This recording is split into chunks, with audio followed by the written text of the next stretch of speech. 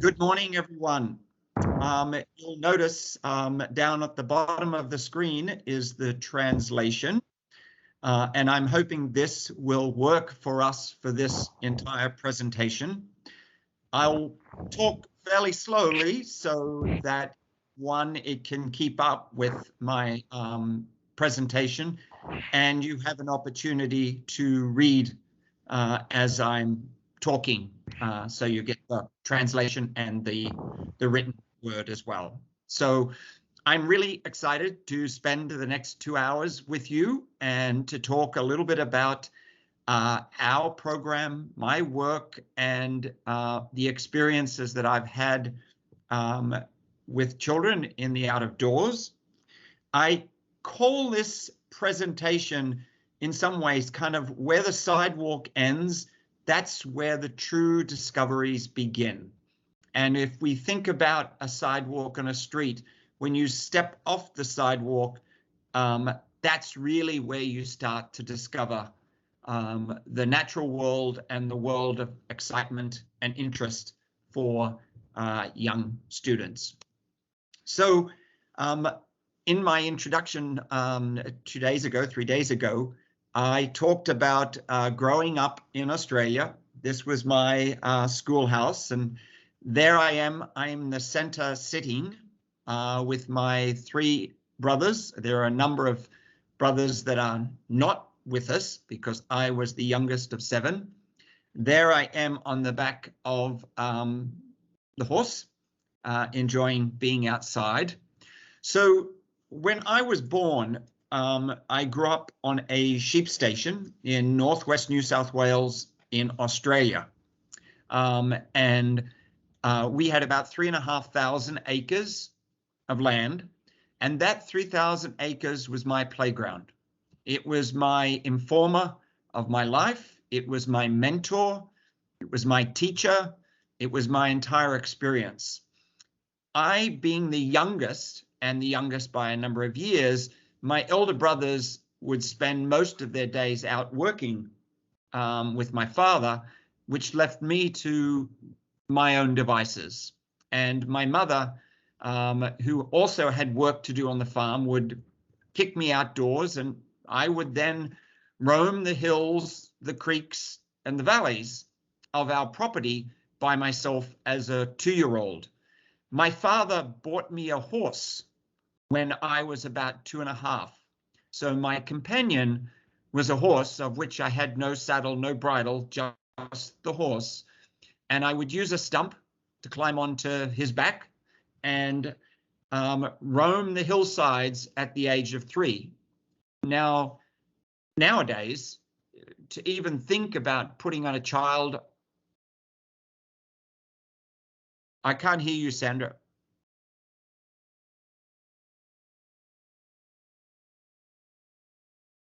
Not getting any voice.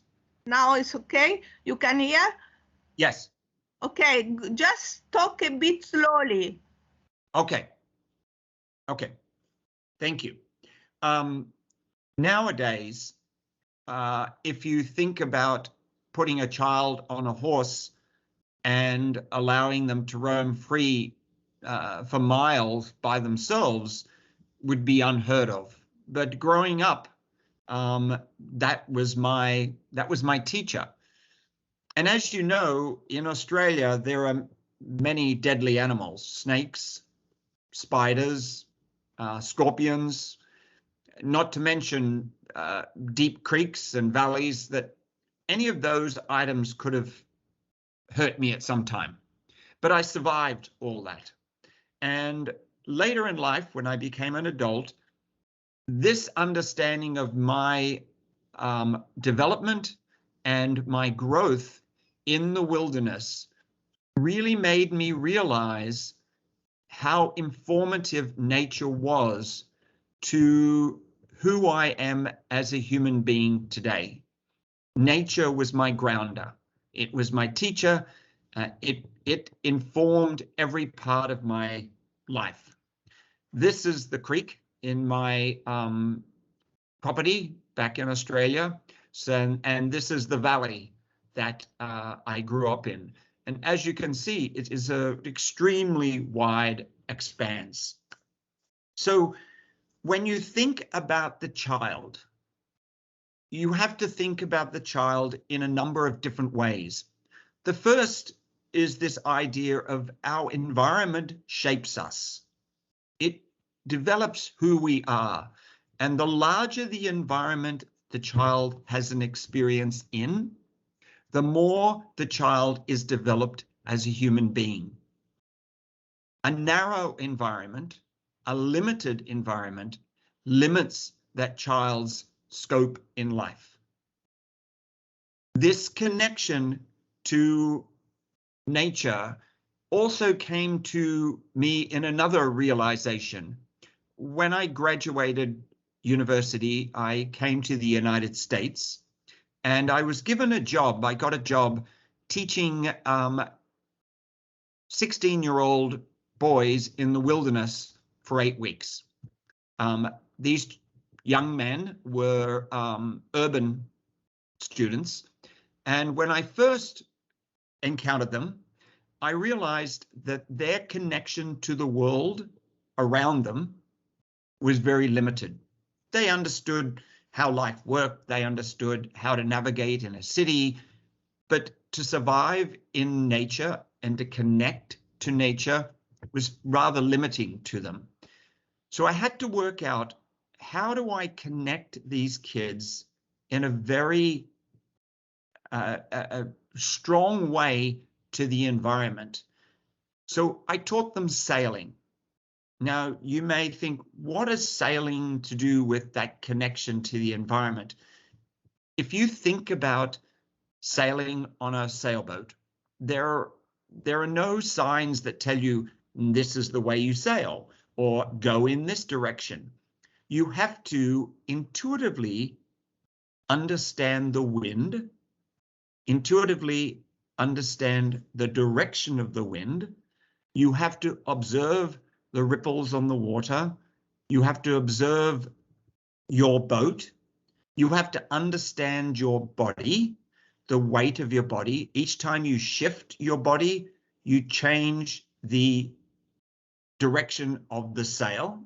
So if I move too quickly, then the boat will lilt too quickly and I will lose power. You have to understand with your hand when you pull in the sail, you have to understand the connection of your hand and the feel of the weight of the wind upon the sail. Now, when I put these young lads in a sailboat, of course, at the beginning, they were just going in circles and they were falling over. The boat was tipping and capsizing. They had no connection. And slowly, as they continued to experience being on a sailboat and sailing, they started to understand the feel of the wind on the side of their face, the movement of their body within the boat, to understand which direction the wind would come. And ultimately, they didn't have to think about those things. They became intuitive. Their connection to the environment around them, that sailing, the wind, the ripples on the water, became what's called the biophilia hypothesis. And that is, biophilia is the innate or the direct connection of us to the environment. And you may have remembered the movie, The Avatar. Those people in that movie were very connected to their environment. And this is the goal we have with our students. The goal is to connect them intuitively to nature so that they are comfortable with nature, they feel nature is important and that it has a value to them as a person. They understand the life or the growth or the being of nature, a little seed that it grows into a tree or it grows into a plant, a flower, the connection of the bee to the flower. Understanding by connecting to nature is what we call the biophilia hypothesis. My growing up in Australia as a small child, being put into an environment that that environment was taught me to connect in a very powerful way. I would remember as a child running through long grass and then all of a sudden stopping. And there right in front of me was one of those deadly snakes. Now, my visual senses didn't necessarily see the snake to make me stop. My biophilia senses, my entire body using all of its senses, stopped me. I would then see the snake using my visual sense, and then I would back away. So I became so connected to my environment. And this is what we need to do with children. You may ask the question, how will this help our children in the future? This connection to nature, this biophilia hypothesis. How will that help them as an adult? To put it in very simple terms, what we don't love, we will not grow up to care about. What we love, we will grow up to care about. Or what we know and connect to, we will grow up to safeguard. So the importance of nature is for all of us to be able to have that environment, not only for our generations, but for generations to come. So when you're looking at our children that are coming to you each day into your classrooms, we have to think also about the environment that they come from.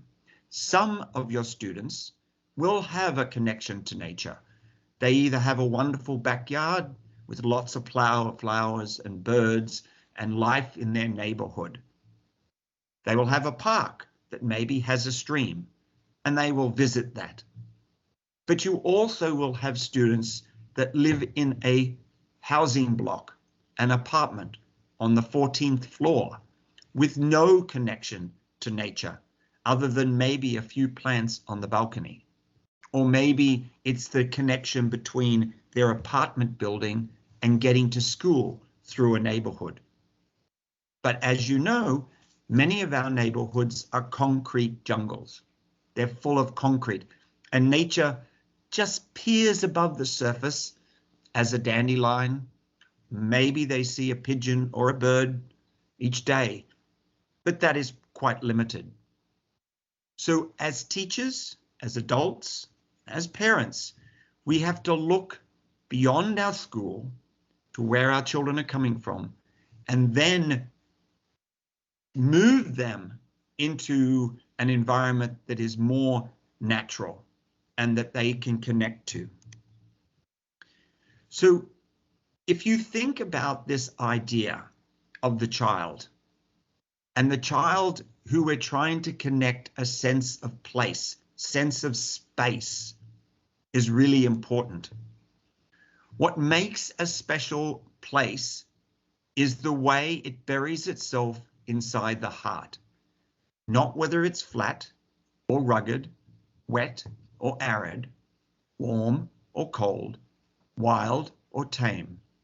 Every place, like every person, is elevated by the love and respect shown towards it, and by the way in which its bounty is received. I think about the child in the term of terroir. Now, terroir is a French word meaning land.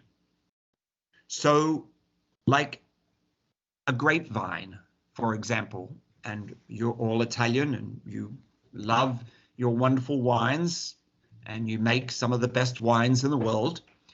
But if you think about the child in respect to the grapevine, when I drink a glass of wine, it's not just a glass of wine.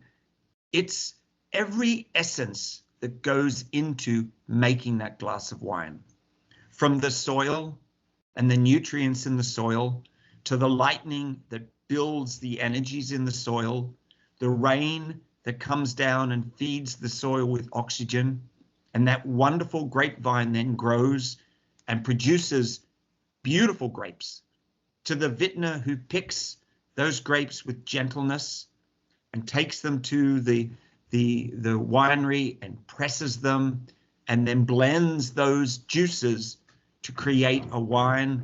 And then that wine is then stored to perfection. And then ultimately I get to taste that wine. This is like the child.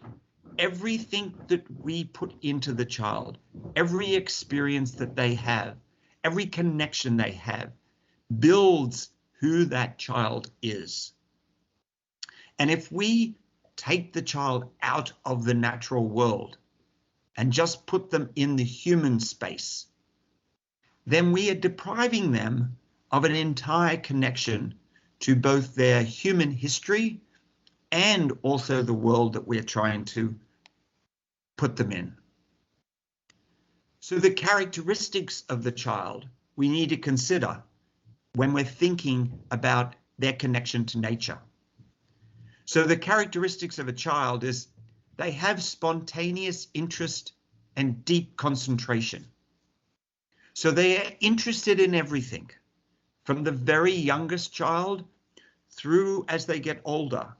Unfortunately, as they get older, their interest starts to wane. And the reason their interest starts to wane is because as they get older, they're looking for bigger and more exciting things. They want to take more risks. They want to see how far their body can take them. So even older students have spontaneous interest and deep concentration. It is up to us as an adult to put that environment in front of them. They have a desire for purposeful movement all through the ages, starting with the youngest child whose purposeful movement is to put everything in the environment into their mouth. I put the environment in my mouth. They are very oral. To the 3, 4, and 5-year-olds who want to move from space to space, who need to use their body for gross motor and fine motor experiences. To the older students who want to climb trees, who want to jump off logs, who want to run through the meadow. To even older students who want to climb up cliffs, who want to go on long, arduous hikes, who are desired for purposeful movement. Students love repetition, especially young people love repetition. So don't be afraid to repeat things. Each time a child goes into the environment, they are seeing the environment with new eyes, new experiences, new desires, and new objectives. So if they have only been once, that's limiting. The second time, they'll see a different. The third time, they'll see a different. Ultimately, they start to notice the small, minute details because that repetition allows them to go deeper and deeper into the environment that they experience. So the love of repetition, the love of going back to familiar places helps them delve deeper into those experiences. They have a love of order, and nature is the perfect environment to supply them with order. Trees don't run around. They are stationary. Grass is stationary. The birds will be there.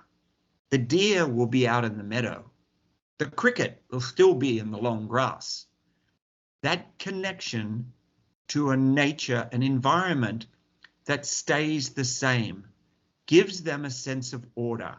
It's this idea of a sense of repetitiveness, that I can go each time and it's going to be the same, so I can be comfortable. A child who is scared of nature is a child that has been put in nature in disorder or chaos, where they didn't have the repetitiveness or the sense of order. There's a desire for freedom of choice. This is critical in a child's development of the love of nature. As a young child growing up in Australia, when I was outside, I had the freedom to choose wherever I wanted to go. And my life, my play would be my own construct. I would build it. When you take children into the environment, into nature, they need to have that freedom of choice to be able to discover for themselves, not directed by an adult, but discover for themselves. And the freedom to explore, to stop for as long as they want to examine a worm, or to go as quick through an environment on a running spree, or to roll down a hill in the way that they want to, from the highest point, or just even if it's just the lowest point and it's only a couple of yards. It's their desire for freedom of choice. They have a preference of work to play. This may be a new concept for many, thinking that children want to play before they want to work. Work should be in the same realm as play, that they should enjoy work and desire work as much as they desire play. Work should fulfill for them the desire that they need. I'm going to repeat that. The work that the child does should fulfill for them the desire that they need. They should have an interest in the work. They should have a desire to go further in the work. And that's both the work in school and the work that they have at home, as long as it is purposeful work and not just work to keep them busy. Purposeful work is really important. They have an indifference to rewards and punishment. The research is clear that children are not motivated by rewards or punishment. What they are motivated by are all the things that I talked about. This idea that the work is something that engages them. They have freedom of choice to be able to choose what they want to do. Order is there, predictability is there. They are in control, not in control of you, but in control of themselves. And this creates this indifference to rewards and punishment. Children love silence. And in the modern world, we find it very difficult to find spaces for silence. Nature is the perfect place for silence. It gives the child the sensorial inputs that they need without the clutter of noise. The clutter of noise destroys a child's sense of connection. And the modern world is all about clutter and noise. Finding silence is really important. A sense of personal dignity. Who am I as a human being? I need to have control over myself. I don't need to be controlled. In other words, told what to do all the time. I need to be able to control myself. This is called freedom within discipline. Freedom within discipline. What that means is the child can be free, but they also need to be disciplined. And disciplined comes from the Latin to teach. So they can't just go crazy, run about and destroy things, because by teaching them, when you affect something of somebody else's, you hurt somebody else. So this idea that they are in control of themselves, but nobody else. That they have what they need to be able to grow to be a wonderful human being, but they don't impart that on somebody else, building a sense of personal dignity. And that freedom of choice goes a long way to do that. Spontaneous self-discipline, being able to control themselves, being able to calm themselves. And we're going to get into that a little bit later on as well. But this idea, this sense of personal dignity sponsors and supports this spontaneous self-discipline. And then ultimately, all of this is the interest in the cosmos and the interrelationship of all things. The interest in the whole world around them and the stars and the planets and nature and how humans and nature interact, how the animals interact, how plants and bees interact. Interest in how the world works and how it all interrelates is really important for the child. So this list is a simple list of basic characteristics of who the child is. But so many of these things are taken away from the child because we as adults feel the need to control. And the reality is that when we control a child, we rob them of their ability to grow up as an independent, self-assured, incredible human being. So these characteristics are really important.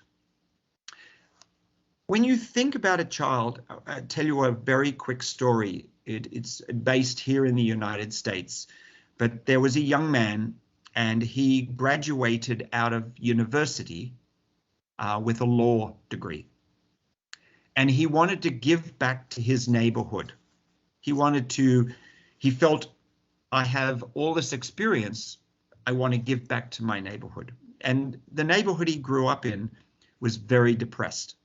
In other words, it was very poor, many people out of work, many stores were closed, the streets were unkept. A very depressed neighborhood in New Jersey in the United States. So he asked around and he asked a friend, and this friend told him to go and see a woman in this neighborhood and she could get him to work to support the neighborhood. So he went and knocked on this woman's door and she answered the door and she said, "Can I help you?" He said, "Yes, my name is Corey and I would like to help the people in this environment. I just graduated with a law degree and I have a lot to share." So the woman looked at Corey and said, "Come with me." They went downstairs and out onto the street. And when they were on the street, she said, "Corey, look around and tell me what you see." And Corey looked around and he said, "I see a lot of young people on the street corners with nothing to do, no work, no future. I see shops boarded up. I see roads in disrepair. I see a community that is in desperate need but have nothing." And the woman said, "Then you are of no value to me. You are of no value to me," and walked away. And Corey stopped her and said, What do you mean I have no value? I have no value. I have a law degree. I can help." She turned to him and said, "You only see what is in front of you. You do not see the potential." And this idea of only seeing what is in front of me and not seeing the potential of a child or the potential of our environment that we are in struck me as being critical when thinking about how to connect children to the environment. Not all of us have tracts of land at our doorstep that we can send children out into nature to have that incredible connection. Many of us live in urban environments and we don't have that connection. And we immediately say, I'm not connected to nature, so I can't do anything with the children. That's what Corey's view was. He could only see the negative of the environment. But the lady said you need to look beyond exactly what's in front of your eyes and start to look for potential, to look for those little things that you can start to introduce your children to. The dandelion between the pavement, the garden on the neighbor's house, the tree down the block, the bird that sits at your front step and you feed grain to. Every environment in the world has nature in it. But sometimes we have to look beyond what is in front of us to see that environment, that new nature that we can then introduce to our children. So looking beyond, not what's just in front of you.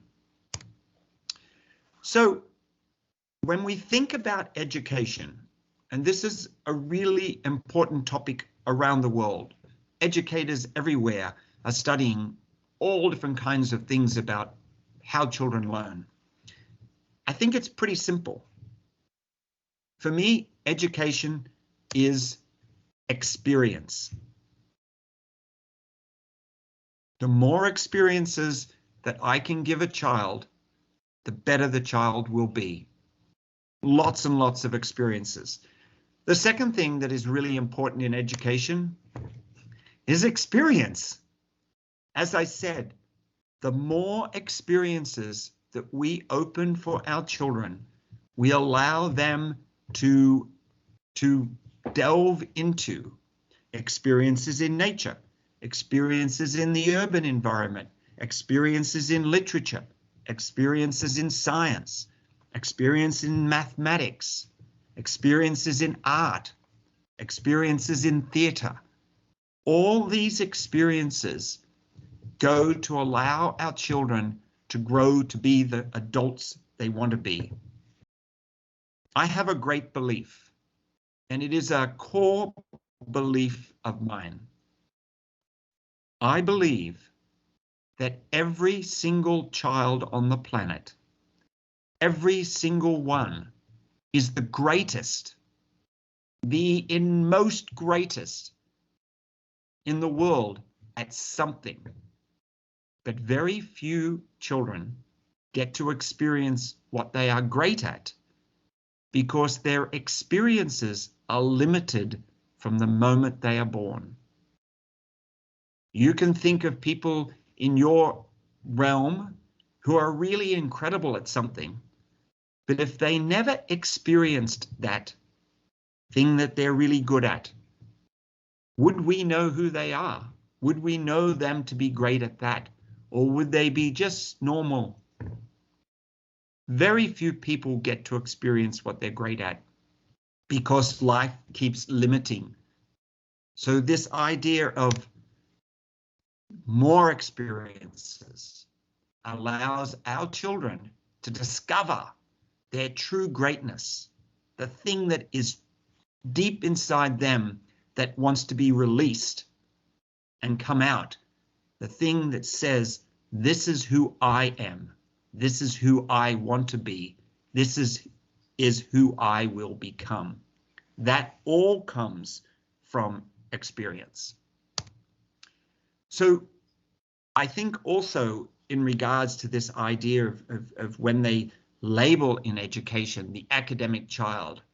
So let's take the academic child and place it with a sense of discovery, that everything that we teach the child has to be laid out for them to discover. I can turn around and tell children the names of 10 trees, and it will go in one ear and out the other, it will mean nothing. But if I have them discover the names of the trees themselves by looking it up in a tree guide or going and just looking at the differences between different trees, they're discovering that for themselves. You are sparking their sense of discovery, their sense of wanting to know. It's very important. You need to spark their sense of wanting to know, and then you don't have to teach. They will teach themselves. So the academic child is a sense of discovery. The social and emotional child is the sense of wonder. Everything the child should be doing, the child should go, oh, that is wonderful. That is amazing. It needs to spark their inner core, their entire body to be involved in what they're discovering. That everything that they discover, their entire senses come together to feed them the information that they need.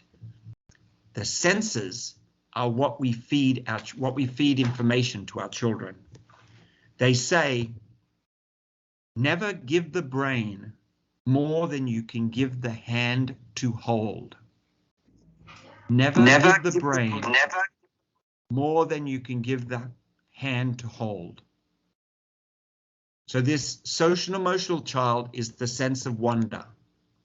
The physical child is the sense of adventure, that every discovery has to be an adventure. The answer is not the first thing that they see.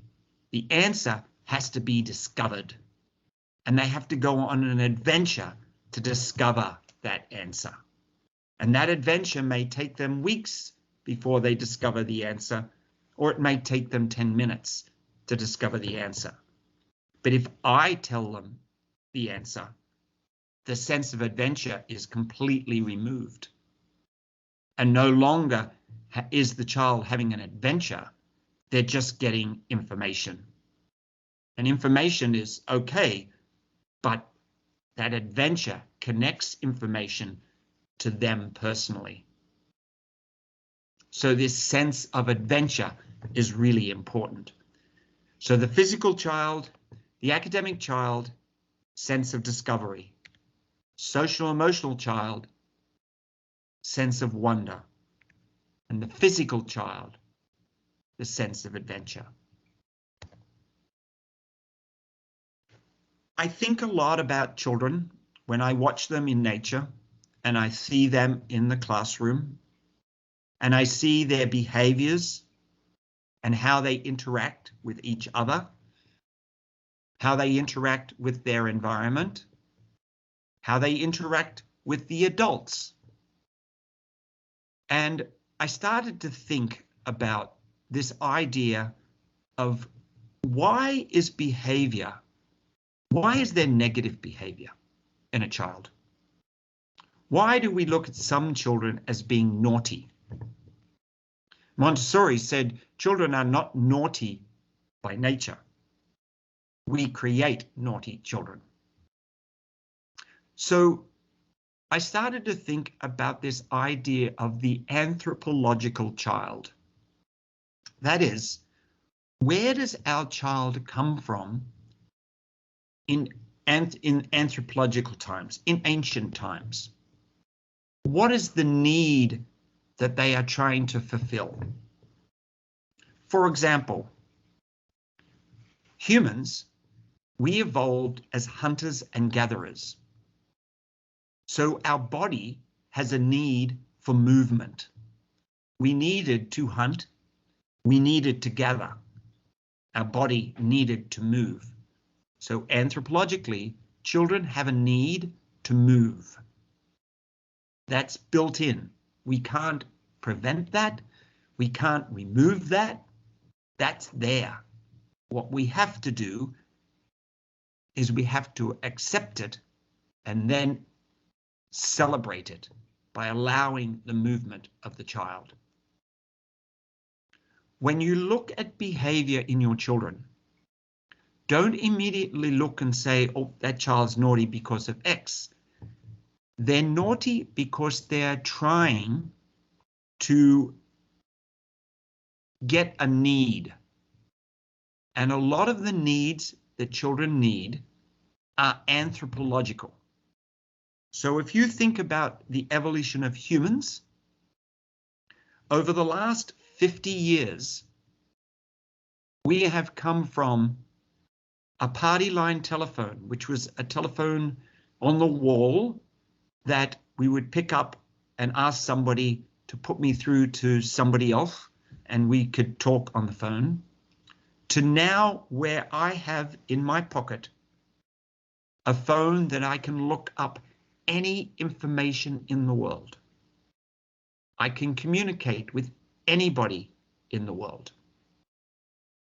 I can see pictures from people in Russia that are friends, and I can see them in real time, meaning right now. That has been in the last 50 years. Humans have been developing and evolving for thousands of years. So to think that the human evolution is keeping up with the pace of social evolution, we are not. We are still way back trying to discover our physical beings in this new environment. It will take generations for humans to actually evolve physically, emotionally into this new world. And that is why this connection to nature is so important. It gives our children that anthropological breathing space. That means that all those needs that they have deep inside from our evolutionary growth as humans can be fulfilled in nature. They feel connected to something that their body, their evolutionary body, understands. So this idea of the anthropological child really needs to be part of who you are as a teacher, to be thinking about your children in that way. What is the natural need they are seeking when their behavior is this? In the world, 21st century, and we look forward to our world, this concept of executive functions keeps coming up in business world. They are looking for a young person who has all the skills to be able to accomplish all the tasks that we are going to ask of them in the 22nd and 23rd centuries. So what are the skills that our children need? They need inhibition, and that is the ability to control one's own thoughts and actions. To be able to be in charge of themselves, to be responsible. Shift. They need to be able to move from one activity to another. The ability to go with the flow, in other words, to kind of let things happen and go along with them rather than be obstinate with everything. To be relaxed about the world around them. Emotional control. To be able to control one's emotions and not allow my emotions to affect what is going on around me. Not allow my emotions to affect others in a negative way. Emotional control.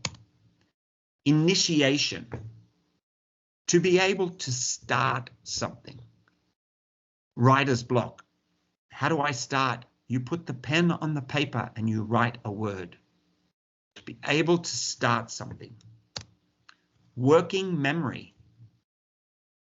To be able to take one objective or one thing that I've learned and then move to another task and bring that idea, that thought, that skill with me to the new task and keep building on these new tasks by taking your skills from one to the next and keep building your working memory.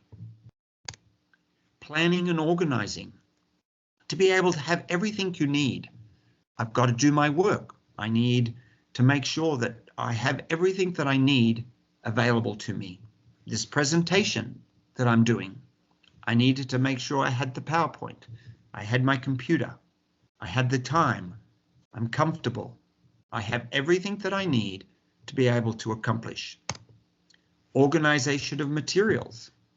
Having everything, I've got my pen, I've got my paper, I've got my notes, everything that I need to accomplish what I need to do.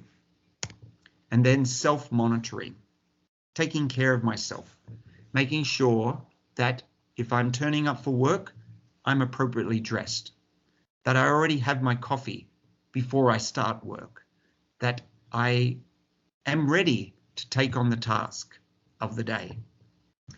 These are all executive functions. And when we think about education and teaching our children, these are the skills that they will need to go into the 22nd, 21st century. All of these.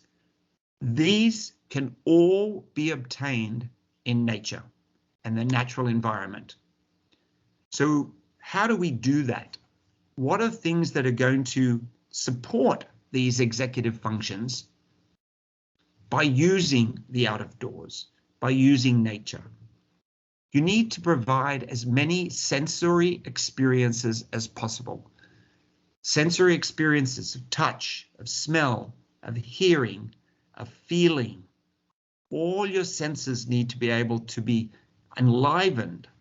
So as many sensory experiences as possible. You need to create spaces for discovery. We talked about discovery, this idea that the child can discover. They're using their brain to discover it for themselves, not being told what to do.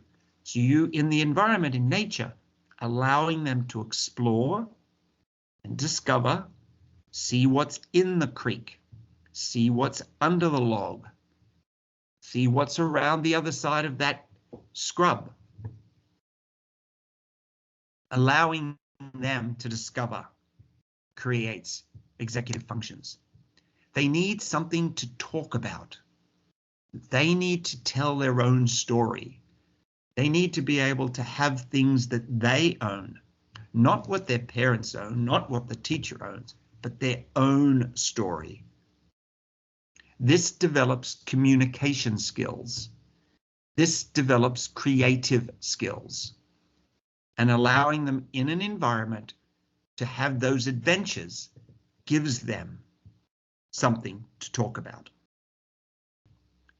Encourage gardening, digging in the dirt, being able to grow something from a seed, to be able to eat what they have grown, the connection to commerce, to be able to grow tomatoes or basil or pumpkin, and then to sell those items. The understanding of the value of money in connection to the work that they do. This is another part of those executive functions. They need physical challenges. They need to be able to use their whole body, to be able to lift rocks, to roll logs, to jump, to skip, to hop, to stand upside down, to be able to run free, to climb. All these things allow them the physical challenges. Physical challenges allow the brain to take more information in. As we are being physical, our blood and heart are pumping more, our brain gets more nutrients, blood and oxygen, to allow it to be able to think more. So physical challenges, constructive play, and I'll get into this a little bit later on, but allowing them to be able to inspire their own play, not have play put out there for them. This is what you're going to do. Allow them to create their own play. Inspire constructive play. And these are some ways that you can do that. I noticed the subtitles are stopping, so I'm going, now we're back on. Great. Here's some ways that you can do that. Making forts in special places. Find a spot where the children can build a fort, and I'll have a video later on to show you that. Playing hunting and gathering games. Once again, that anthropological connection. Shaping small worlds, building things in sand like hills and rivers, and maybe making a farm out in the ground, or making shapes with rocks. Developing friendships with animals, care for animals, connecting to an animal. This is extremely powerful for a young person. Animals do not judge. They are happy to listen to a child chatter on for hours. They don't comment. They don't say, really, can you stop now? They just listen. Creating fantasies, using their imagination. Following paths in the woods and figuring out shortcuts. How do I get from A to B in the quickest way? Or how do I go the longest way? And on and on. There are many, many different ways that they can develop in nature those executive functions that we just talked about. Nature is the perfect prepared environment for children. It does not demand of the child anything. It does not tell the child what to do. It does not ask of our children. It allows each and every child to see in nature their own perspective. It allows the child to be able to connect in a way that's personally theirs. Nobody else, not the adult, not another child, their own perception of the environment. It allows them to do what they are comfortable with doing. Nature is the perfect prepared environment for your child to learn, to use their gross motor skills, as well as use their fine motor skills. A little bit of research, and one of the nice things about the modern world is that we are now have access to a lot more research, and especially brain research, and to look at the brain. So this is attention restoration theory. Attention restoration theory predicts that when the student's brain interacts with nature, there is a shift in the brain's attention system. This shift towards relaxation restores the lost mental energy, allowing students to rest in green areas during breaks can rejuvenate them and improve their readiness to learn. Just giving students 10 minutes outside on the grass, or connecting them to a plant inside the classroom, or having them just be outside and look at the sky and the clouds. This is proven to restore the child's brain attention system. So if you're in the classroom and you're studying something big, think about how can I allow my children to reset their brain? What can I add to this? Can they quickly go outside and just stand in the grass for 5 minutes and then come back in?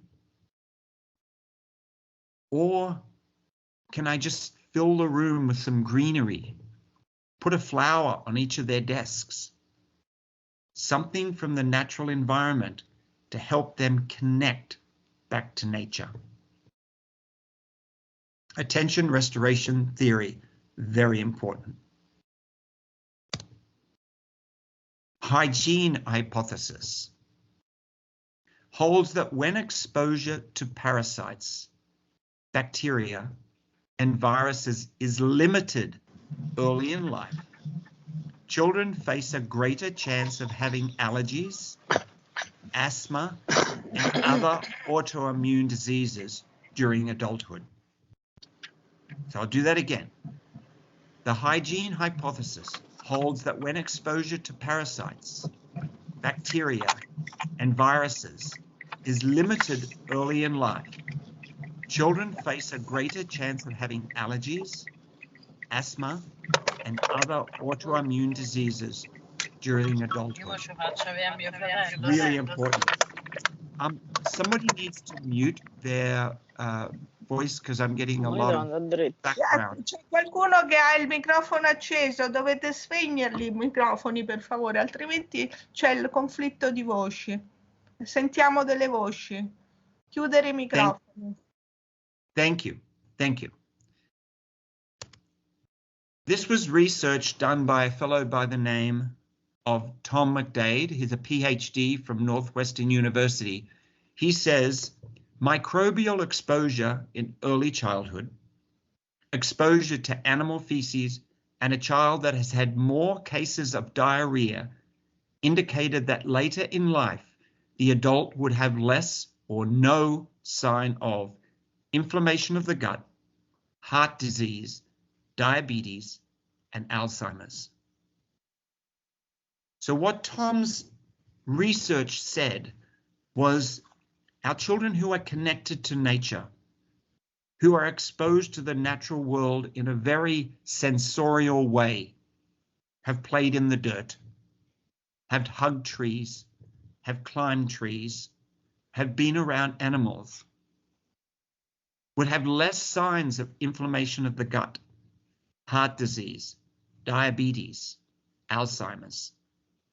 Our gut is such an important part of our immune system. That is why babies are very oral. They put things in their mouth all the time. And the reason they put things in their mouth is they're putting the environment inside their system to create an immune system to allow them to survive the environment of which they live in. They have to put their environment into their gut to build an immune system to allow them to survive the environment of which we live. The modern world, with its sanitization and removal of children from the ground and putting them in containers, bassinets, strollers, and not allowing them to explore nature, takes them away from this idea of putting their environment inside their bodies to build their immune system. For those that don't read English, this says, today's 3-year-olds can switch on a laptop and open their favorite apps. Me, when I was 3, I ate mud. Little amusement. As you know, Montessori is a very important part of my educational philosophy and my connection to young children and how I view children in the world. And Montessori wrote a number of things, and I want to share with you one of her quotes. It says, "But if for the physical life it is necessary to have the child exposed to the vivifying forces of nature," that's thunder, lightning, birth, death, growth, all those kind of things, vivifying forces of nature, It is also necessary for his physical life to place the soul of the child in contact with creation, birth, death, life, in order that he may lay up for himself treasure from the directly educating forces of living nature. In other words, to understand life by watching things grow. The method of arriving at this end is to set the child at agricultural labor. In other words, getting them outside to grow plants, to work in the garden, guiding him to the cultivation of plants and animals, and so to the intelligent contemplation of nature. If we allow children to connect to things that grow, to animals, and to plants, then they will understand their own development, that there is life, there is death, there is growth. And just like a plant, we are born, we grow, and then we die. We have children, they have seedlings, just like the animal. So watching life around them connects them to their own lives. Montessori believed that there were several gradations or ideas that can be distinguished in using this idea of growing plants and animals, agriculture and animal care. One is the child's initiation into observation of the phenomenon of life. So, in other words, this idea that the child gets to see death. Animals die, just like humans die. It's an understanding that things have life and death and birth. The child is initiated into foresight by way of auto-education. In other words, they're seeing it themselves. They're not being told this is happening. They're watching that little seed grow, and they're getting auto-education. When he knows that the life of the plant that he's been sown depends upon his care in watering them, and that of the animals upon his diligence in feeding them, without which the little plant dries up and the animals suffer hunger. The child becomes vigilant, focused, there as one who's beginning to feel a mission in life. Connecting them to nature, watching them grow something, care for something, gives them that feeling of the mission in life, because they will grow up to have their own children and to understand that their own children need the care that they gave the animal or the plant when they were a child. The children are initiated into the virtue of patience and into confident expectation, which is a form of faith and philosophy of life. Seed doesn't grow overnight. It takes time. So each day I come and water my plant and I watch it and it grows slowly, and I become patient and I'm confident that it will grow and it will flower, or that animal that I feed every day will stay healthy and happy, or the garden that I plant, that I nurture, will eventually grow and give me the things that I love. The child is inspired with a feeling of nature, that connection of what I grow up to know, I will grow up to care for. What I grow up to love, I will grow up to care for and preserve. It follows the natural way of developing of the human race, very similar to birth, life, having children, and death, following that natural way of development. So now, down to the nitty-gritty. These are the 10 dangerous things you should allow children to do. First, climb trees. Children are prevented from this experience by the modern world, not because they don't have access to trees, but because people perceive climbing trees to be dangerous. In actual fact, tree climbing is no more dangerous than walking down the street. Both require us to develop skills to do what we need to do to accomplish that goal. I can walk down the street and trip over and skin my knees, just as easily as I can climb on a branch and slip. Diligent, and I am focused, and I am paying attention, and I am developing my skills by taking risks, calculated risks, not risks that I do not understand or have the skills to be able to accomplish, but risks that I have slowly worked up to. I can successfully navigate walking down a street or climbing a tree. It gives the child a new perspective of the world, looking down on the world rather than looking up to the world. Children love to be in trees. It gives them a sense of independence, accomplishment. I've done something. Play with water and in water. Water is one of the most sensorial experiences children can have. When I say sensorial experiences, if you imagine putting your hands in a bucket of water, your whole body feels that. Your whole body is experiencing that. Most of you, or some of you who have children, know how difficult it is to get your children out of the bath. They're splashing around, they're playing, they want to play in the bathtub all night. It's because the water is so connected to us in a very sensorial way. So allowing children to connect to water is really, really important. Throw things. Children need to use their gross motor skills to be able to skip a rock on a creek, or to be able to throw a stick way in front of them. Nowadays, when you watch young people, they cannot catch a ball. They cannot throw a ball properly. If you imagine the mechanics of throwing a tennis ball from one friend to another, there is an enormous amount of skill in that. Skill that comes from hand, eye, brain coordination.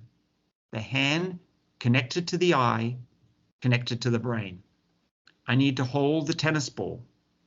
I need to pull my arm back, and I need to throw, and I need to let go the ball at the exact right time so that it sails through the air into my friend's hands. That connection to the brain means that the brain knows exactly where the hand is. It knows exactly when to let the ball go. It takes practice. Why is this important? Because the brain connected to the hand helps in writing skills. Without that connection of the hand and the fingers to the brain, writing is impossible. Drawing is impossible. So the more practice children have in connecting the hand to the brain and the feet to the brain, the stronger they will be at fine motor skills, using writing skills, and so forth. So throwing is very important. Play with fire. I'm not saying, here's a box of matches, kids, go out and burn something down. No. Fire is once again that connection to the primeval or the anthropological child. Without fire, humans would never have survived. We would have gone away with the dinosaurs.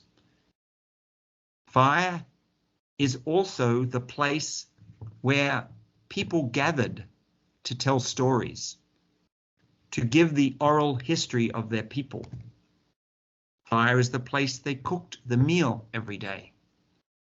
Fire is the thing that kept them warm on a cold night. Fire is the thing that kept wild animals away. It is part of our DNA. So allowing children to build a small fire, to maybe cook something on it, connects them, very sensorial, to who we are anthropologically. Just imagine yourself sitting next to a fire. We tend to get mesmerized. We stare into the flame and our mind relaxes. Cook with real equipment. Once again, we tend to think that our children cannot use or do things adults do. Children are very capable.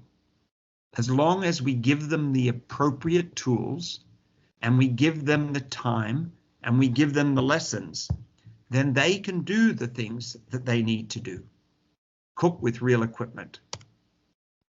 Garden, dig holes using a shovel and a hoe and a rake. The toy industry was very smart. In the 1970s, the toy industry discovered, which we knew way before that children love to do what adults do. They love to mimic adults. So the toy industry created tons of plastic replicas of adults' tools. Plastic saws, plastic hammers, plastic lawnmowers, plastic ovens, all this stuff that looked like what adult was using, but the child could never use it like an adult. So the toy industry was saying to the child, you can have something that looks like it, but we don't trust you with the real thing. In other words, it was convinced that our children were useless. They didn't have the capacity to be able to have knowledge and understanding and to be able to learn to use equipment. We should be giving our children real tools. You imagine the child trying to saw a piece of wood with a plastic saw or hammer a nail with a plastic hammer? Our children need real tools.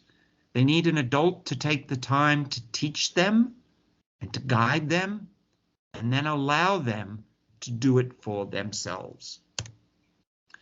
Build things with a hammer and nail. Real things, building a fort, constructing a birdhouse, building a little place for their puppy dog to play. Anything. To be able to build things gives them a feeling of accomplishment, achievement. Freedom to explore on their own, to be able to do things under their own time, their own experience. Run free in the woods. Run free in the meadow, unencumbered, ready to just go out into the world and enjoy the freedom that they have. And then the last dangerous thing that you should allow your children to do is whatever you think will give your child, your children, the experiences that they need to be able to develop. All of this creates what I call the caution meter. This is that little thing inside our head that tells us, stop. Don't put your hand on the hot plate, it will burn. Stop. Don't take another step, you'll go over the cliff. Or as a child, when I was running through the long grass in Australia, I stopped before putting my foot on that snake and getting bit. This is what I mean by the caution meter. And the caution meter is only developed when a child can do all the things that they need to do by themselves on their own terms to create their own inner caution meter. What can we do as adults? What are the things that allow us to be able to help our children? The first and most important is you have to be a role model. You have to be the leader. You have to be comfortable with nature. You're the one that they're going to copy. And if you're squeamish about bugs, and you don't like trees, and nature is something that you have no connection to, please don't take children out in nature, because they will grow up in the same way. You have to go out and you have to start to develop your own nature sense. Find yourself a hero, somebody that you look up to. Rachel Carson, who wrote a number of books, one, The Sense of Wonder, is one of my heroes. And she was a wonderful person for understanding and connecting to nature. You need to have a role model that you can feel, I want to be like that person. So this is what I need to do. Because when you go out with your children and you are comfortable in nature, they will also relax and be comfortable in nature. You are the first step and the most important step. Care for animals. The value of connecting children to animals is really important. Our classrooms in our school have dogs in them every day.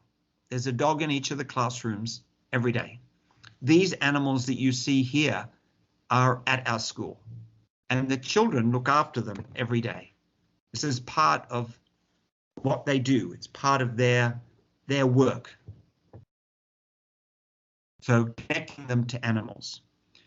I'm going to show you a quick video of our students. These are our younger students.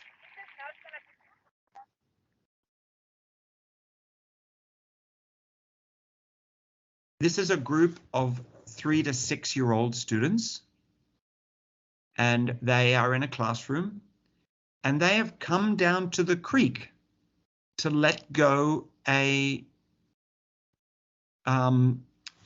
crayfish that one of the students had found at home. So you can just see right there in the middle, the student who's letting go that crayfish. This is what we have our kids do all the time, connecting them to things in nature. This child who's releasing this crayfish has now developed purposefulness. I have a job to do. All the other children are crowding around to see this crayfish be released back into the pond. This is our middle school kids, and every day they have to go out onto the farm and feed the animals. The temperature on the farm this day was about -10 degrees Fahrenheit. I don't know what that is in Celsius, but it's very cold. And as you can see, there's snow and everything around. But the purposefulness of these children is that they need to feed the animals. If they don't look after the animals when it's cold like this and there's no feed, the animals will die. And there's a whole lot of animals that they need to feed to make sure that they survive. Connecting to nature, to natural environments, takes many different kinds of acts. And this is a view of our farm at our school that we've developed to connect children to agriculture. But nature connects in many different ways. This is another group of young people, and the simplicity of this is incredible. So these students are creating music. We did not tell them what to do. We did not give them any materials. All we did was walk down to this pile of logs and stood back and allowed them to do whatever they wanted. Allowed them the time, the freedom, and the space to be able to create their own adventures. So I'm going to scooch back again. I want to show you these lads here started to create music all on their own. As you can see the dog in the background, he spends time in that classroom. But they, on their own, under their own steam, found things to make music with. And there's another group of students, they're discovering in other spots and doing other things. So just allowing them the freedom to be able to do things on their own. Here's another simple activity for students. Rolling down the hill. Once again, we did not tell the children to roll down the hill. They ran up and decided this is what they wanted to do. It may not be every child wanting to roll down. One child might run up the hill and start to roll, and then another child sees that happening and go, I want to do that too. And then before you know it, all the children are running down and rolling down the hills. You just need to allow them the space to discover the things that they wanted to do. We did not go out with the idea of today we're going to roll down a hill. We went for a walk, and the children decide what they want to do, and they decided they want to roll down the hill. So giving the children the freedom to be able to do those experiences is quintessential to their development. Lots of fun. The work we can do with children in the out of doors. Encourage gardening, which I've talked about. These are our gardens at our school. And the reason I showed you this is because you can build these anywhere. Now, you can see this is on ground, but these boxes actually are fully self-contained. In other words, I could pick them up if I was strong and move them because there's a base to them. They're full of soil and they could be anywhere. They could be actually on concrete and they would still grow. So we create square boxes in our big garden because this gives the child, without the adult saying so, a boundary of the garden. You don't walk inside the box. You walk around the box. I can reach from one side of the box into the middle. If I want to go and get something on the other side, I walk around the box, then I can reach in from that side. Without the adult telling children, they innately understand how the box works and what they need to do to be able to navigate in the garden. So you're limiting what you have to tell children for them to be successful. You're allowing them to auto-educate, which Montessori talked about earlier on, to discover for themselves. It's another view of that garden for them to be able to discover. Focus on the senses. For many of us, you may not have great skills in the outdoors. You may not know a lot about nature, but all of us know a lot about our senses. We live with them every day. Sight, smell, touch, hearing, taste. Each one of these senses we can use as an adventure for children in nature. Take them outside and have them think about what they're seeing. Have two children, one child blindfolded, with a blindfold around their eyes so they can't see. Have the other child take them on a little tour, little walk, no talking. Take them to a tree in amongst lots of other trees. Allow the child who is blindfolded to feel that tree. Feel it all over. Then the other child takes that child back, and then you take the blindfold off, and that child then has to go and find that tree using their sense of touch. What did it feel like? Where were its branches? What was the ground like? How far did it seem to be away? So connecting the lack of sight with the sense of touch brings two senses together. Having children smelling herbs and grasses and things in nature using their sense of smell. We're going to take a hike today, and we're going to use just our sense of smell to discover things. Give them each a wet sponge. Allow them to wet their nose with the sponge. When you have a wet nose, your sense of smell is heightened. That's why a dog has a wet nose. It heightens their sense of smell. So pop the wet sponge on their nose and have them walk through an environment, picking up the smells. Hearing, having them quiet themselves and listen. Listen. What are the sounds? In the first part, you will hear the plane, the car, and the noise of humanity. But once you quieten yourself and take the time, you can hear through humanity. And even younger children, 2 and 3 and 4-year-olds, can hear the world beyond. The bird, the rustling of the wind in the leaves, the connection of the sounds of nature. This idea of taste.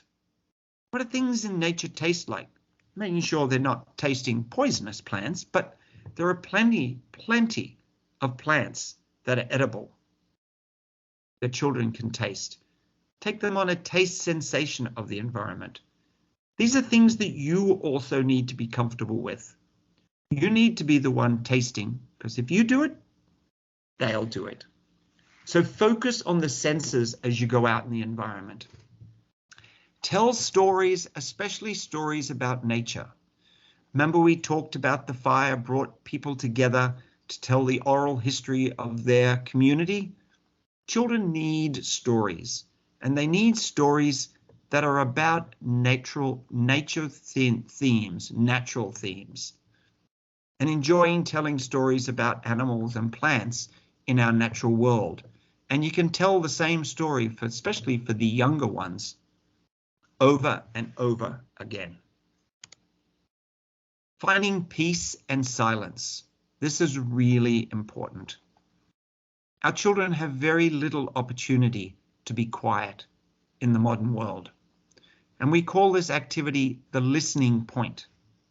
It's about the spiritual human connection to the environment. Sigurd Olsen, a famous environmentalist here in the United States, said, "Each time I have gone there to his listening point, his quiet place, I have found something new which has opened up a great realm of thought and interest. For me, it has been a point of discovery and, like all such places of departure, has assumed meaning far beyond the ordinary." In the same way, when the child listens quietly and hears through the noise of the car and the plane, to the sound of the bird, to the sound of the wind rustling in the leaves, they are listening through beyond the ordinary. This is critical for every time you go out in nature. Allowing children to sit quietly by themselves, just a few feet apart. For younger ones, 10 minutes. For middle school and high school, half an hour to an hour. Just to be quiet, to quieten their body, quieten themselves, and enjoy the natural environment on its terms, when nothing else is going on except me sitting quietly, enjoying the natural environment. Play in nature is critical. For every child who has an opportunity to play in nature, they also have the opportunity to discover a lot about themselves. These were traditional playgrounds. Large mental objects, and these kinds of playgrounds that were built by adults for children created bullying, created dangerous environments.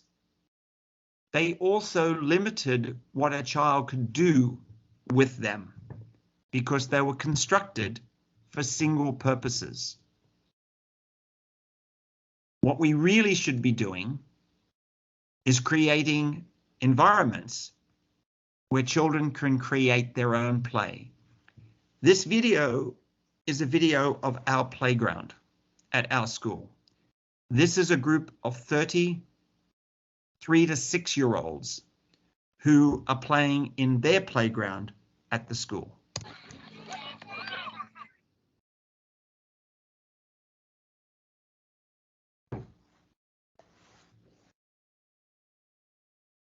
As you can see, there's no play equipment.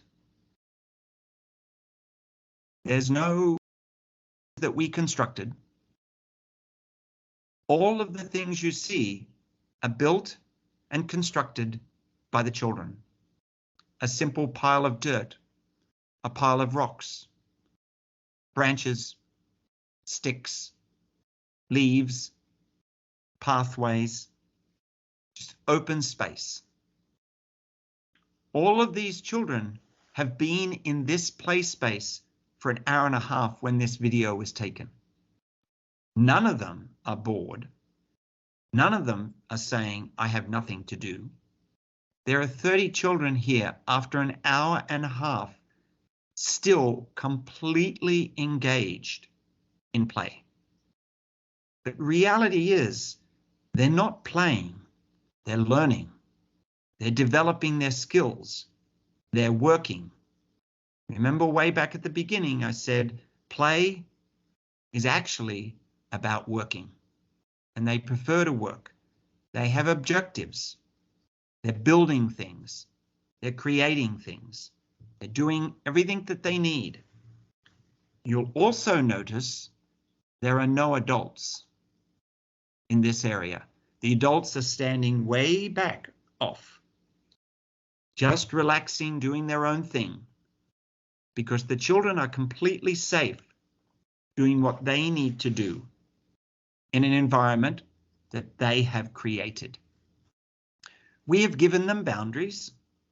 They know those boundaries, and those boundaries are big and wide. They are in eyes and ears of an adult at all times, so the adult can see them or hear them at all times. There is nothing dangerous here because all of the children are skilled at this environment because they play in it every single day.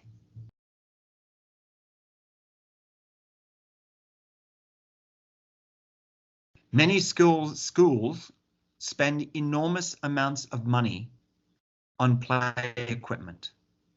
We spent nothing. And yet I would tell you that our children are way more engaged in our playground than you would find children engaged in a constructed by adults playground. Adults have no place in children's play because they take away the experiences of the child. This is our older kids' playground. I talked about building forts.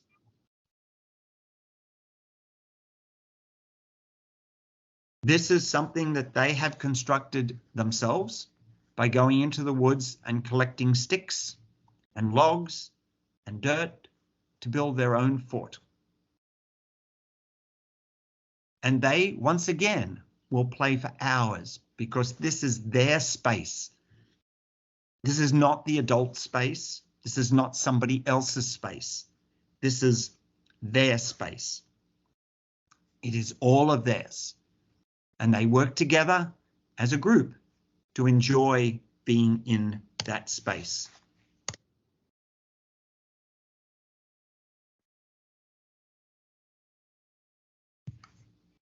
Sorry.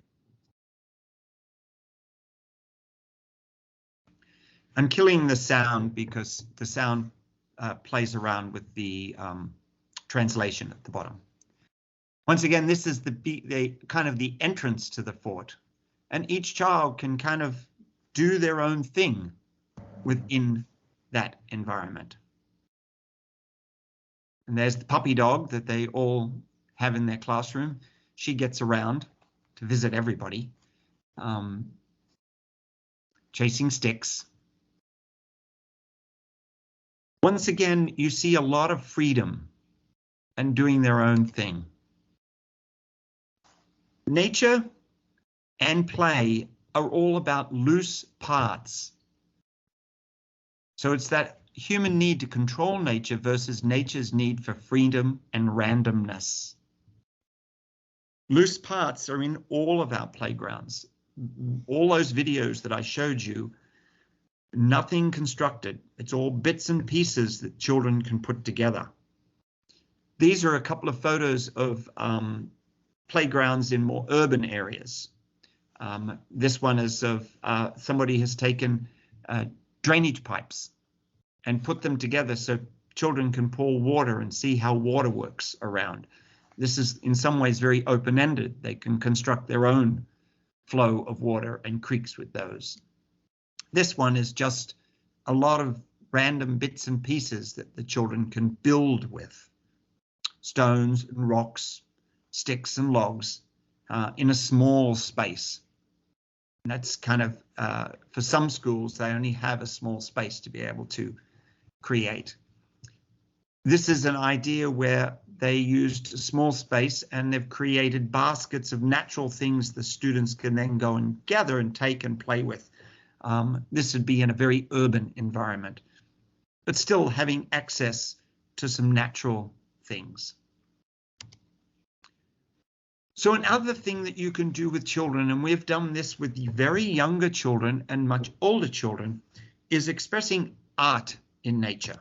I'm going to get rid of the sound here as well. So the video that I am showing you is a video of an artist called Andy Goldsworthy. And he creates in nature natural art. And the concept is to create a natural piece of art that lasts only a very short period of time. And it's built with the materials in the natural environment. And this piece that you're looking at right now, he's building in the winter. And he's very skilled. But as you can see, it's a beautiful piece. And as the sun comes up, that piece will melt and disappear. So building and creating in nature, but understanding it will only last a very short period of time. This piece he's building on a river that is tidal. In other words, the tides come in, and ultimately the tide will take this piece of art away. Taking natural objects and building with them. These are some of the art the children built. So you can see they've taken things from nature and built beautiful pieces of art. Any age can do this. Our 3, 4, and 5-year-olds do this as well. They need to be able to be inspired. And you can show them pictures. They're available online of work from Andy Goldsworthy. Maybe take a few of those pictures and print them and take them with you to give the children some ideas to start with. Then they can start to create on their own. And this is connecting beauty of human eye to what's going on in the natural environment. And these are some beautiful pieces that have been created by students. All different ages, lots of different ideas, using different materials that they've found out in the environment.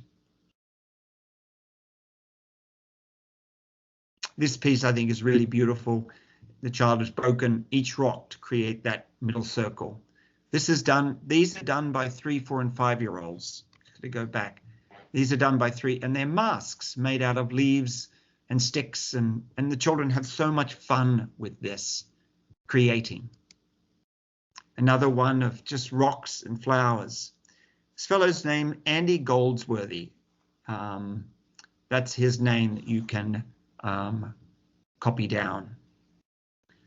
So you are going to get an opportunity to go out into a natural environment tomorrow and to look around and kind of work out, what can I do when I go out in nature? So there are many, many things that you can do. The very first thing that you need to focus on tomorrow is you need to focus on yourself. You need to start to think about, how comfortable am I now that I am out here in the environment? How free do I feel to go wherever I want? What is constraining me? Am I encumbered? And what I mean by the word encumbered, I mean, am I wearing clothing that I don't want to get dirty? Am I wearing shoes that are making my feet wet and uncomfortable? Is the sun too bright and I'm not wearing a hat?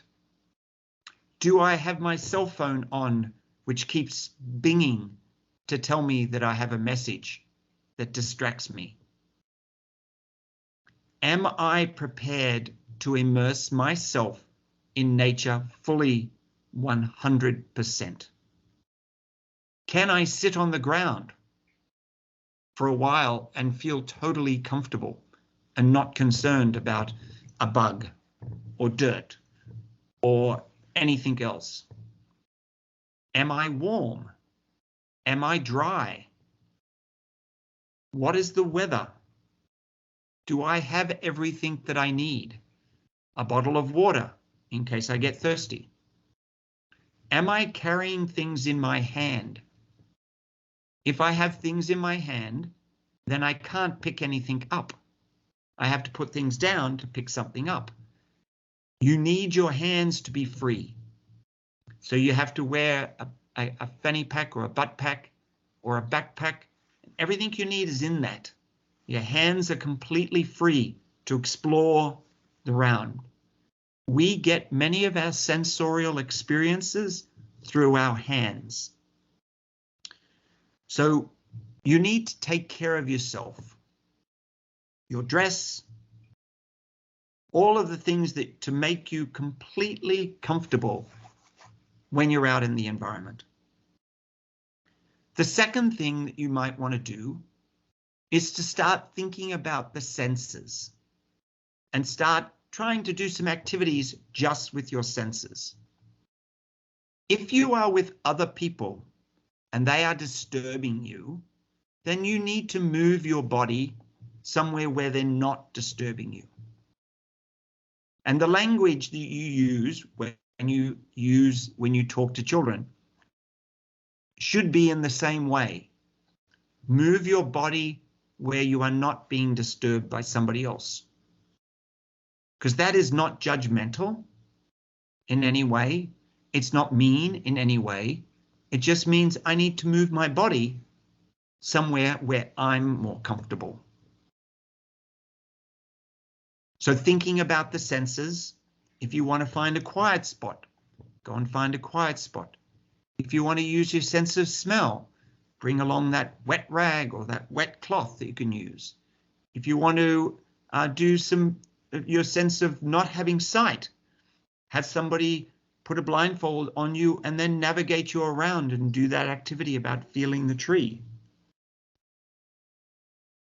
Take a story with you that you can sit and read, a story that is about nature, a children's book or an adult book, something that you're in nature, but you're also connecting to a story.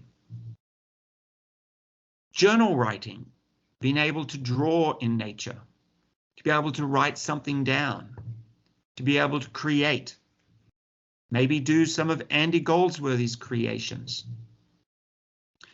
All of those things that we talked about are things that can occupy your time for hours in the natural world.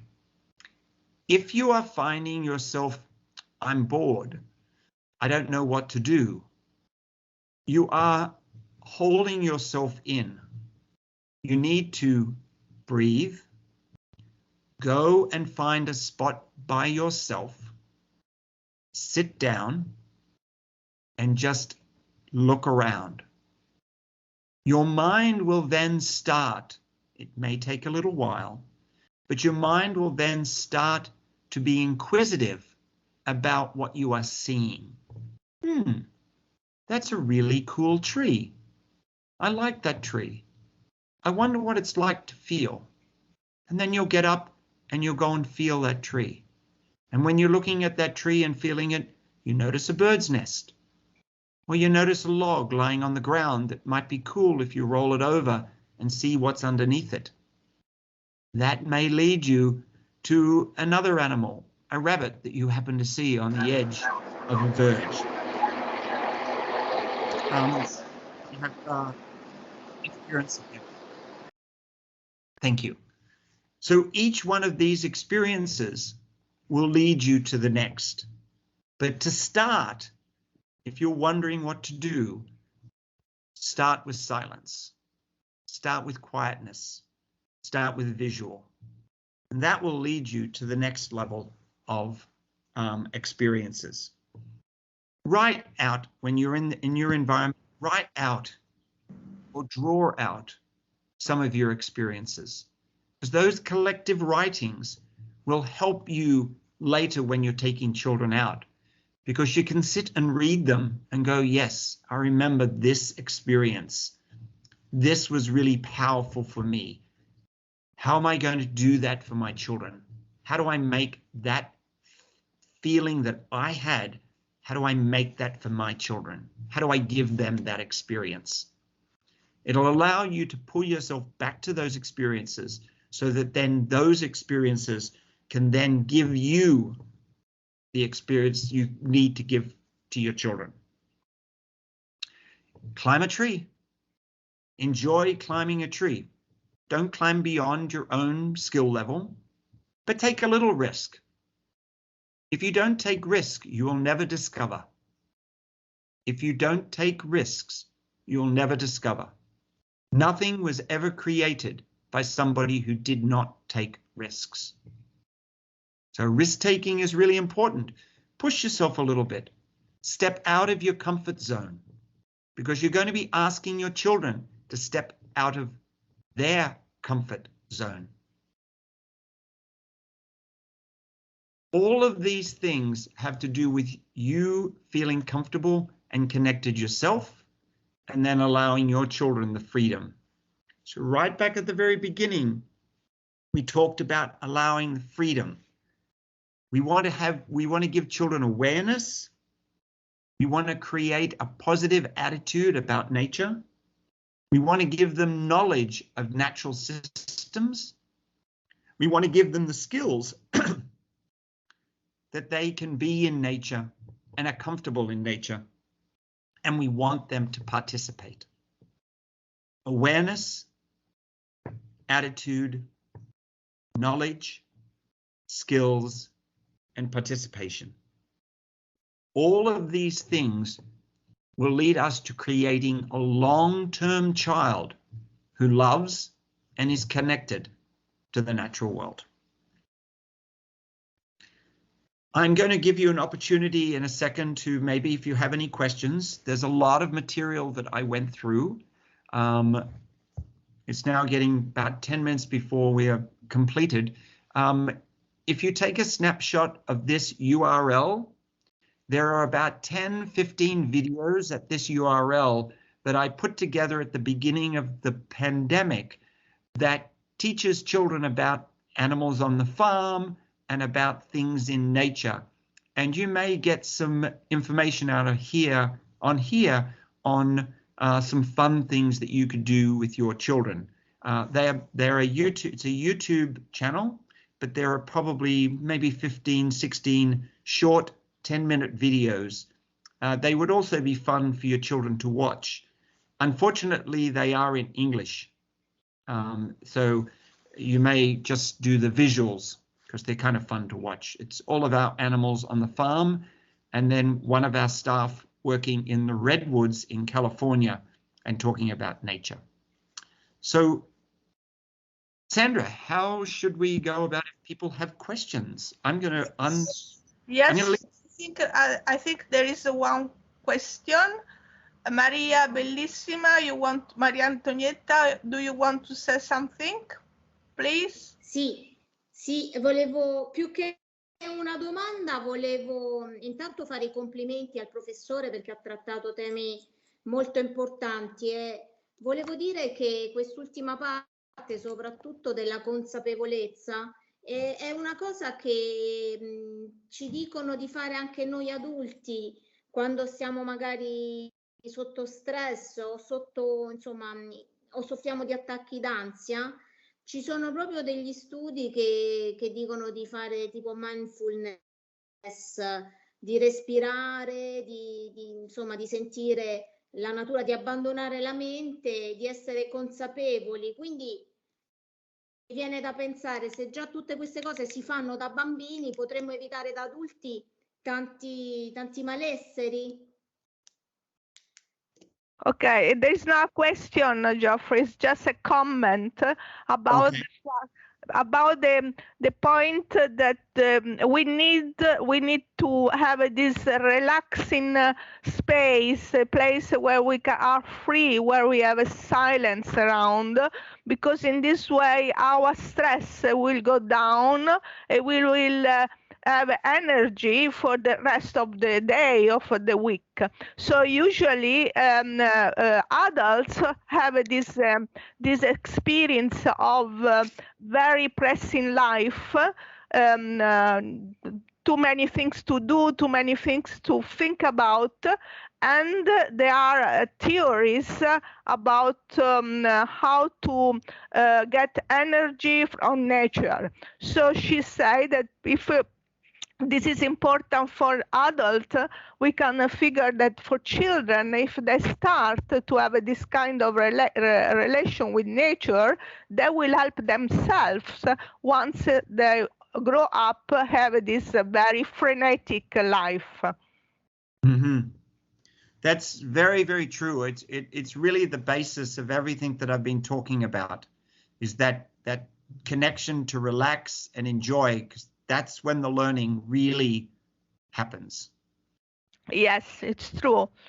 So I think we can have this experience tomorrow because it's easy, but once we learn ourselves the very important meaning of being connected with nature, starting from our own feeling, our own experience, it would be easier to propose the same thing to children.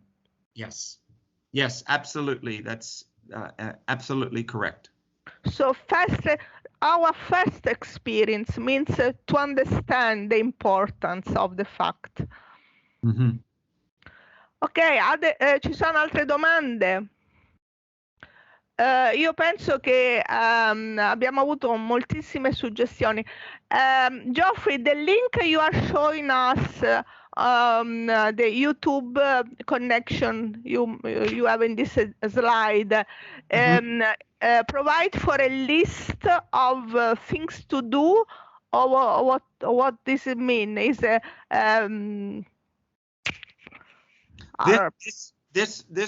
videos that here is just a little extra. It's just kind of fun videos that you can show your children, or you can see.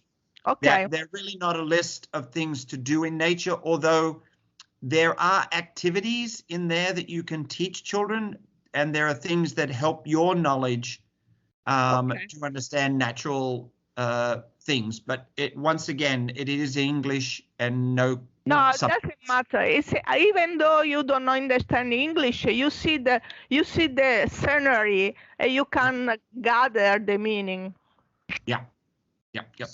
I don't think it's important to know English. Yeah. As you showed before, for the picture we had from the video you show us, it was very easy to connect the situation, to understand how children could play freely in the environment.